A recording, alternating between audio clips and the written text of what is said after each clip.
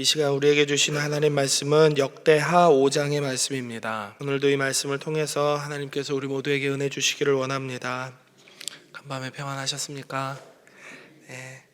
오늘 본문에서는 솔로몬과 그의 백성들이 언약궤를 완성된 성전으로 옮기는 장면과 그것을 기뻐하면서 온 마음으로 하나님께 영광을 돌리는 이스라엘 백성들의 모습이 나타납니다. 1절의 말씀을 보면 솔로몬이 하고 있는 일이 보입니다. 성전이 완공됨과 동시에 아버지 다윗이 하나님께 드린 것들을 하나님의 성전 곳간에 넣어두고 있습니다. 그러나 아무리 많은 은과 금과 귀한 보물을 성전 곳간에 넣어도 성전을 성전답게 하는 것은 따로 있었습니다. 솔로몬은 성전 안에 하나님의 임재를 상징하는 언약궤를 두어야 성전이 하나님의 집으로서 완전한 정체성을 가질 수 있다고 생각했습니다. 그래서 그는 곧바로 언약궤를 성전으로 옮길 계획을 세웁니다. 2절에서는 이것을 위해서 이스라엘 장로들과 모든 지파의 우두머리들을 예루살렘으로 소집하는 장면이 나옵니다. 2절의 말씀을 보면 3절입니다. 3절의 말씀을 보면 몇 번째 달이라고 나오고 있나요? 예, 7번째 달이라고 나오고 있습니다. 열왕기상 6장 38절에 의하면 성전 공사가 실제로 완벽하게 끝난 것은 8번째 달입니다. 그런데 오늘 본문에서는 7번째 달에 사람들을 모았다라고 그렇게 기록하고 있죠. 한 달 전에, 완공 시기 한 달 전에 사람을 소집한 것입니다. 3절에서 5절의 말씀을 보면 레위 사람들이 언약궤와 회막과 모든 거룩한 기구들을 메어 옮겼다라고 말씀하고 있습니다. 아마도 처음에는 성막에서 성전까지 들고 오는 것은 레위 사람들이 각 집안별로 그핫과 무라리와 이런 사람들이 자기 집안의 분량에 합당한 그 성막 재료들 그리고 성전 기물들을 메고 이 자리에 나왔을 겁니다. 성전 앞에 나왔을 겁니다. 그러나 지성소까지 들어가는 것은 제사장밖에 할 수 없기 때문에 레위인 제사장들이 이것을 메어 옮겼다라고 기록하고 있습니다. 언약궤가 옮겨진 후에는 솔로몬과 함께한 많은 회중들이 궤 앞에서 셀 수도 없는 수없는 많은 양과 소로 제사를 드렸다라고 기록이 되어 있습니다. 특별히 이제 10절의 말씀을 보면은 어떻게 내용이 되어 있을까요? 궤 안에는 무엇이 들어 있었나요? 네, 2 돌판 외에는 아무것도 들어 있지 않았다라고 나오고 있습니다. 그런데 이것이 출애굽기 25장 21절에 의하면 십계명 2 돌판이 언약궤 안에 들어가 있는 것은 맞습니다. 이것은 틀림없는 사실입니다. 그러나 히브리서 9장 4절에 의하면 언약궤 안에는 십계명 2 돌판과 함께 2가지가 더 들어 있습니다. 아론의 지팡이와 만나가 든 항아리가 들어있는 것이죠. 그래서 히브리서에서는 3가지가 들어있다라고 말하고 오늘 본문에 의하면 돌판 외에는 아무것도 없다라고 말씀을 합니다. 어떤 내용이 맞는 내용인지 우리는 명확하게 모릅니다. 아무도 언약궤를 본 사람이 없고 성경을 기록한 사람들도 어떤 의도로 한 가지만 들어있었는지 3가지가 다 들어있었는지 이렇게 기록했는지 알 수 없기 때문입니다. 그러나 분명한 것은 하나님께서 언약궤를 이스라엘 백성에게 부적으로 주신 것은 아니다라는 사실입니다. 언약궤는 그 자체가 어떤 기능을 하거나 대단한 능력을 발휘하는 영물이 아닙니다. 그래서 한 번은 이스라엘 백성들이 실수를 하죠. 언약궤를 가지고 전쟁터에 들고 나갔다가 블레셋 사람들한테 빼앗기는 맹한 짓을 합니다. 언약궤는 하나님과 인간이 시내산에서 맺은 언약을 기억하게 하는 매개체일 뿐입니다. 그러나 이것을 통해서 이스라엘 백성들은 하나님을 만날 수 있었습니다. 그래서 오늘 이 본문에 나오는 솔로몬과 그의 백성들은 기쁨을 이기지 못했던 것입니다. 이들의 기쁨이 얼마나 컸는지는 오늘 본문 11절에서 잘 나타나고 있습니다. 11절의 말씀을 제가 한번 읽어드립니다. 이때에는 제사장들이 그 반열대로 하지 아니하고 스스로 성결하게 하고 성소에 있다가 나왔다라고 오늘 본문 말씀합니다. 제사장들이 그들의 반열대로 오늘 순번이 10조니까 10조만 들어가라고 하지 않고요, 순번을 가리지 않고 모두가 몸을 정결하게 하고 성소에 있다 나왔습니다. 그만큼 그들에게는 이 언약궤가 성전 안에 자리를 잡는 것이 특별하고 감사하며 기쁨에 벅찬 일이기 때문일 것입니다. 모든 이들이 성전 앞에 나와서 함께 기뻐하고 뛰노는, 하나님 앞에 영광 돌리는, 예배하는 그런 날이었습니다. 언약궤가 성전에 들어가자 노래하는 자들은 노래를 하고 나팔 부는 자들은 나팔을 불면서 일제히 하나님을 찬양했습니다. 그러자 그때 여호와의 전에 구름이 가득 차고 그 구름과 함께한 하나님의 위엄과 임재에 제사장들은 능히 서서 하나님을 섬기지 못할 정도였다라고 오늘 본문의 말미에 이렇게 기록되어 있습니다. 하나님께서 약속하신 곳에서 하나님을 만날 준비가 되어 있는 자들에게는 어김없이 하나님께서 그들을 만나 주십니다. 이것은 몇천 년 전에 이 솔로몬 때에나 지금 2023년을 살고 있는 우리의 때에나 변함없는 사실입니다. 그것을 알기 때문에 솔로몬과 그의 백성들은 모두 기뻐하고 감사하며 하나님께 영광을 돌렸습니다. 무려 400년이 넘는 시간 동안 이스라엘 민족은 애굽에서 살았습니다. 그중 얼마간은 요셉의 영향력 아래에서 괜찮은 대우를 받으면서 지냈을 겁니다. 총리의 민족이고 총리의 집안 사람들이고 총리의 가족들이기 때문에 이스라엘 사람들은 대단한 대우를 받았을 게 분명합니다. 그러나 그것보다 훨씬 많은 시간 동안 400년의 대부분의 시간은 그들은 노예로 지내야만 했을 겁니다. 이스라엘 사람들은 하나님의 백성이었지만 이스라엘 사람들이 이제 이집트에서 지내면서 점점 이스라엘은 그 정체성을 잊어가기 시작했을 겁니다. 그래서 하나님이 아닌 애굽의 신들을 하나님으로 생각하는 습관이 그들의 삶의 습관 안에 자리 잡게 되었을 겁니다. 아버지가 하는 것, 할아버지가 하는 것, 그 아버지가 하는 것을 보면서 세대가 거듭될수록 이 이스라엘 백성들은 이것이 당연한 것이다 라고 이들의 가치관과 이들의 세계관은 이집트화되어 갔을 게 분명합니다. 그래서 그들은 하나님의 권능이 여지없이 드러나는 10가지 재앙을 보고서도 하나님을 의심하거나 원망하는 일들을 두려움 없이 할 수 있었던 겁니다. 이런 배은망덕한 이스라엘 백성들을 하나님께서는 얼마든지 버리실 수 있었습니다. 그리고 얼마든지 이스라엘이 아닌 다른 민족을 하나님의 백성으로 삼으시거나 굳이 홍수가 아닌 다른 방법으로라도 하나님의 백성을 얼마든지 새롭게 창조하실 수 있었습니다. 그러나 하나님께서는 출애굽기 3장 12절의 말씀에서 모세에게 하나님의 뜻과 계획을 전하십니다. 하나님께서는 모세를 부르셔서 고통받는 이스라엘 백성들에게 보내시면서 이렇게 말씀하시죠. 출애굽기 3장 12절의 말씀입니다. 하나님이 이르시되 내가 반드시 너와 함께 있으리라. 내가 그 백성을 애굽에서 인도하여 낸 후에 너희가 이 산에서 하나님을 섬기리니 이것이 내가 너를 보낸 증거니라 라고 말씀합니다. 하나님을 섬길 것이다, 섬긴다, 이 말씀을 히브리어 원어로 보면 아바드라는 단어인데요, 이것은 성경 전체를 봤을 때 하나님을 예배한다 라는 표현에서 주로 사용되는 단어입니다. 그러니까 하나님께서는 이스라엘 백성들을 하나님의 산으로, 호렙산으로, 신의 산으로 불러내어서 하나님을 예배하게 하실 것이다 라고 예언하고 계시는 겁니다. 이 말씀에서 드러나듯이 하나님은 이스라엘 백성들을 통해서 하나님의 거룩한 성산에서 예배 받으시길 원하시는 그 계획을 모세에게 나타내십니다. 그래서 그 결과 출애굽기 20장에서 보란 듯이 그들에게 십계명을 통해 하나님을 예배하고 섬기며 사는 법을 이스라엘 백성들에게 말씀하시고 가르쳐 주십니다.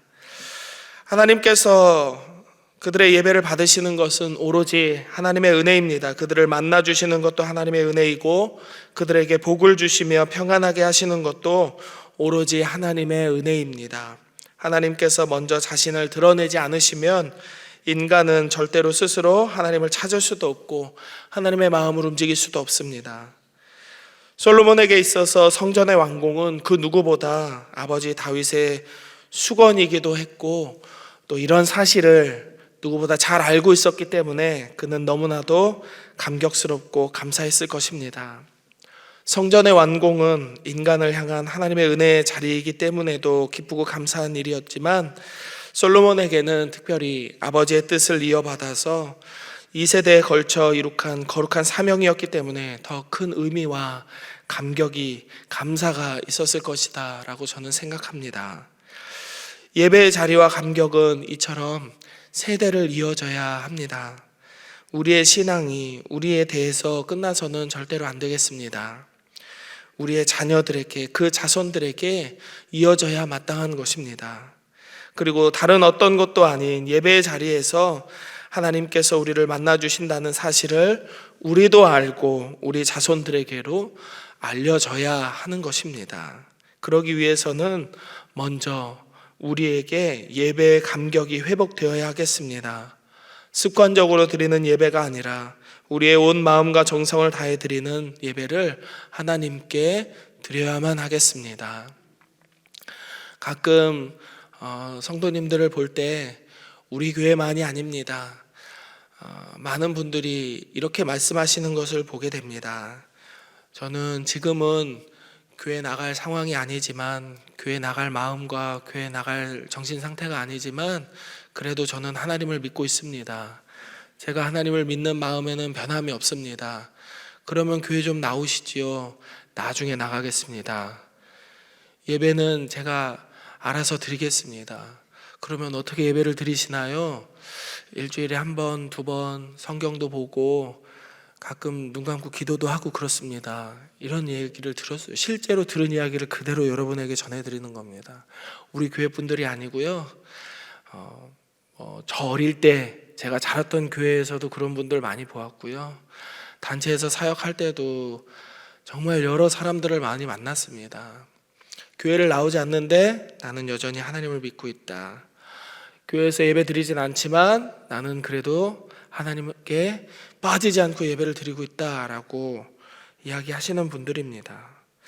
저는 그런 분들을 볼 때 제가 인도에 잠깐 단기 선교 갔을 때 생각이 나요. 인도라고 하면 힌두교를 믿는 사람들이 많다고 알고 있잖아요. 실제로 가보면 정말 그렇습니다. 힌두교 신자들이 굉장히 많아요. 그런데 그 안에는 불교 신자도 있고 이슬람 교도들도 있고, 그리고 의외로 크리스찬들이 많이 있습니다. 그래서 한 번은 제가 택시를 타고 가다가 짧은 영어로 물어봤습니다. 당신 예수님에 대해서 알고 있느냐? 당연하지. 나 크리스찬이야 라고 이렇게 대답을 하더라고요. 그래서 그렇구나. 인도가 이런 나라구나. 그래서 너무 막 신나고 벅찬 감동에 택시에서 내려서 선교사님을 만나러 간 자리에서 선교사님한테 이렇게 이야기했어요. 선교사님, 제가 오늘 타고 온 택시 기사 아저씨가 세상에 크리스찬이었대요. 인도도 정말 소망이 있나 봐요. 믿는 사람이 이렇게 쉽게 만나질 수 있는 그런 곳이네요. 그랬더니 웃으면서 얘기하시더라고요. 그 사람들 힌두교도들 앞에서는 나는 힌두교입니다. 불교 신자 앞에서는 나는 불교 믿습니다. 그리고 교회 다니는 사람 앞에서는 나도 크리스찬입니다 라고 이렇게 이야기한대요. 그러니까 여러 신을 믿는 거죠. 여러 신을 믿는 겁니다. 그리고 자기 상황에 맞춰서 오늘은 그 사람들이 말하는 주일이 아닌 일요일에 오늘 좀 짬이 되니까 오늘은 교회 가볼까? 오늘은 힌두교 사원에 가볼까? 자기가 원래 믿는 신은 힌두교지만 짬이 되면 불교 사찰에도 가보고 기독교 교회에도 가보고 여러 가지 신들을 다양하게 믿는 것이죠. 저는 교회는 나오지 않지만 여전히 하나님을 믿습니다. 제가 하나님의 성도라는 걸 예수님은 잘 알고 있을 거예요 라고 말하시는 분들을 보면 그분들이 생각이 나요. 예배의 자리가 아닌 곳에서 하나님을 전심으로 예배하고 있다라고 말씀하실 분들은 적어도 북한에 있는 몰래 하나님을 믿는 그런 분들의 경우가 아닌 다음에는 좀 말하기 어렵지 않을까 생각합니다. 물론 이런 분들도 있어요. 주일에 일할 수밖에 없는 분들, 간호사나 경찰이나 소방관이나 꼭 불가피하게 주일에 일하지 않고는 어떻게 하실 수 없는 그런 분들의 경우에는 그럴 수 있습니다. 그러나 그냥 마음이 내키지 않아서 교회에 마음에 안 드는 일들이 있어서 교회에 마음에 맞지 않는 사람들이 있어서 교회는 안 나오고 싶은데 그래도 하나님이 내가 성도라는 걸 다 알고 계실 거야 라고 생각하시는 분들은 한번 생각해 보셔야 될 것 같습니다. 우리가 드리는 예배가 습관적으로 부적을 흔들거나 주문을 외우듯이 나의 복을 빌기 위해서 드리는 그런 나의 복을 위해서만 하는 어떤 종교적 행위인지 정말 하나님 앞에 영광을 돌리는 거룩한 예배인지를 생각해 보아야 한다는 것입니다. 솔로몬과 그의 백성들은 언약궤를 옮길 때 단순히 어떤 순서와 절차만을 지킨 것이 아니었습니다. 그들은 온 마음으로 하나님을 만날 것을 기대하고 기뻐하고 소망했습니다. 그래서 그들의 경배를 받으신 하나님의 임재는 더 이상 그들을 하나님 앞에 서 있지도 못할 만큼 압도적으로 구름과 같은 형태로 나타났던 것입니다. 사랑하는 여러분, 언약궤는 부적이나 대단한 영물이 아닙니다. 언약궤 그 자체가 우리를 하나님의 사람으로 만들어주지 않습니다. 그런 것처럼 우리에게도 이 성전과 예배의 자리는 하나님 없이는 아무것도 아닙니다. 그러나 우리가 어디에 있든지 누구와 무엇을 하든지 우리가 하나님과 함께 한다면 그곳은 하나님을 예배하는 거룩한 성전으로 세워질 것입니다. 이런 자신감이 있다면, 이렇게 전심으로 하나님을 예배할 마음이 있다면 그분은 꼭 우리 교회에 나오지 않아도 됩니다. 어느 곳에 있든지 하나님을 예배하는 예배의 처소로 그 삶의 자리를 만들 수 있기 때문이죠. 그러나 저를 비롯한 대부분의 사람들은 그렇게 하지 못할 겁니다. 삶의 자리에서 전심으로 하나님 앞에 예배하기 얼마나 어려운지 우리는 지난 3년간 코로나를 겪으면서 모두가 경험했기 때문입니다. 대부분의 사역자들도 코로나 때에 핸드폰이나 컴퓨터 모니터를 켜놓고 TV 화면을 켜놓고 그 자리 앞에서 예배드리는 게 얼마나 어려웠는지 다 고백했습니다. 교회에 나오는 것처럼 시간을 지키고 머리를 감고 옷을 깨끗하게 갈아입고 예배를 드리는 게 얼마나 어려운지 우리는 다 알고 있습니다. 그런데 내가 있는 자리에서 눈곱도 떼지 않고 잠옷도 갈아입지 않고 그냥 재미있는 예능 TV 보듯이 화면을 켜서 볼 때가 우리 모두에게 있었으니까요. 혼자서 예배하는 것이 하나님 앞에 전심으로 예배하기 어렵다는 것 우리 모두 잘 알고 있습니다. 그래서 우리는 이 예배의 자리에 나와야 하는 것입니다. 그리고 다윗이 솔로몬에게 자신의 사명을 물려주고 그것의 성취를 위해서 애쓰고 기도하고 기대했던 것처럼 우리도 우리의 자녀들에게 예배의 기쁨과 감격을 물려주어야 되겠습니다. 우리가 예배 드리는데 진심이 아니면 우리 자녀들도 예배 드리는데 진심으로 나올 수 없습니다. 아버지가 하던 대로, 어머니가 하던 대로, 할머니, 할아버지는 이렇게 하던데 똑같이 따라 할 겁니다. 아니요, 그거보다 더 쉽게, 더 많이 망가질 수 있습니다. 우리가 예배에 얼마나 진심인지, 예배에 얼마나 큰 기대를 하고 있는지 우리 자녀들에게 보여주지 않는다면 절대로 우리의 가족은, 우리의 자녀들은 예배에 진심일 수 없겠습니다.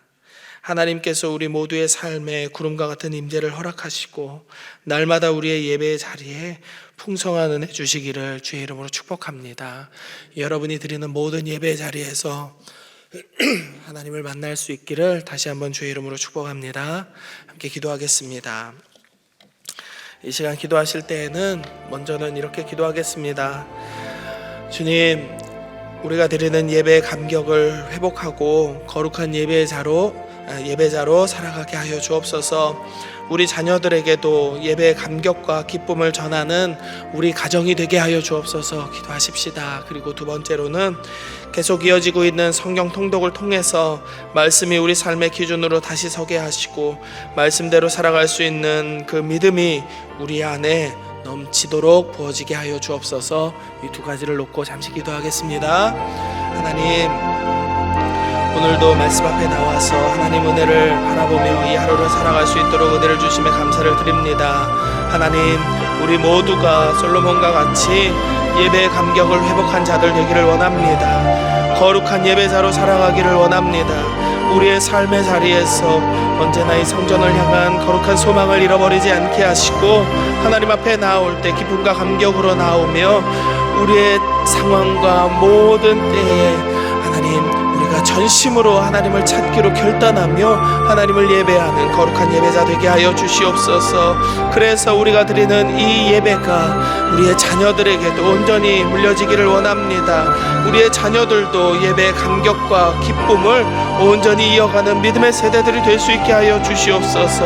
하나님, 우리의 가족들, 우리의 자녀손들도 저들이 있는 모든 삶의 터전 가운데에서 하나님을 놓지 않고 하나님의 말씀을 잃어버리지 않고 살아가는 믿음의 백성들 삼아 주옵소서. 주님, 계속되어 이어지고 있는 성경 통독을 통하여서 말씀이 우리 삶의 기준이 되기를 원합니다.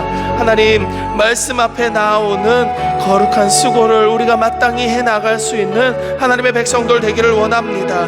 말씀대로 살아갈 수 있는 믿음이 우리 가운데 넘치게 하시고 말씀을 사모하며 나올 때 주의 성령으로 우리를 변화시키며 우리의 속사람을 강건하게 하시는 하나님의 능력이 우리 가운데 있게 하여 주시옵소서. 오직 우리 가운데 베푸신 하나님의 은혜를 원합니다. 주님, 하나님 감사합니다. 오늘도 주님 말씀 앞에 나와서 이 거룩한 삶을, 이 하루의 삶을 살아갈 수 있도록 은혜 주심에 감사를 드립니다. 주님, 바라옵기는 우리가 드리는 모든 예배가 하나님 앞에 거룩한 예배 되기를 원합니다. 하나님께서 기뻐 받으시는 귀한 예배 되기를 원합니다. 주님, 솔로몬과 그의 백성들이 그랬던 것처럼 우리도 하나님 앞에서 전심으로 하나님을 예배하는, 우리의 상황과 환경을 뛰어넘어서 온 마음으로 하나님을 예배하는 감격이 있는 거룩한 예배자 되게 하여 주시옵소서. 그래서 우리의 예배가 사랑하는 우리의 자녀들과 우리의 자손들에게도 온전하게 유산으로 물려지는 예배 되기를 원합니다. 우리가 천국에 간 이후에도 우리의 자녀들과 자손들도 하나님 앞에 저들의 삶의 모든 자리에서 하나님 앞에 거룩한 손 들고 예배하는 믿음의 예배자들 되게 하여 주시옵소서. 저들이 이 완악한 세대 가운데에서 믿음을 잃어버리지 아니하고 하나님을 잘 믿고 주님 뜻대로 살아가는 거룩한 백성들 되게 하여 주시옵소서. 주님, 이제 이번 주와 다음 주에 성경 통독이 계속적으로 진행되고 있습니다. 성경 통독을 통해서 말씀이 다시 한번 우리 삶의 기준이 되게 하시고 들려지는 말씀대로 살아갈 수 있는 믿음과 힘과 용기가 우리 가운데 넘치도록 부어지게 하여 주시옵소서. 말씀을 읽을 때 주의 성령께서 우리를 조명하여 주시고 주님께서 우리에게 부어주시는 모든 은혜를 우리의 삶의 자리에서 만나는 많은 이들에게 흘려보낼 수 있는 복의 통로로 설 수 있도록 우리 모두와 함께하여 주시옵소서. 우리 광양제일의 모든 성도들이 오늘 하루 드리는 모든 기도의 제목 가운데에도 함께하시고 연약한 육신, 연약한 마음으로 하나님 고통받는 모든 이들에게는 하나님께서 위로와 치유와 능력으로 함께하시는 이 하루의 삶이 되게 하여 주옵소서. 모든 것 감사드리며 거룩하신 예수님 이름으로 기도드립니다. 아멘.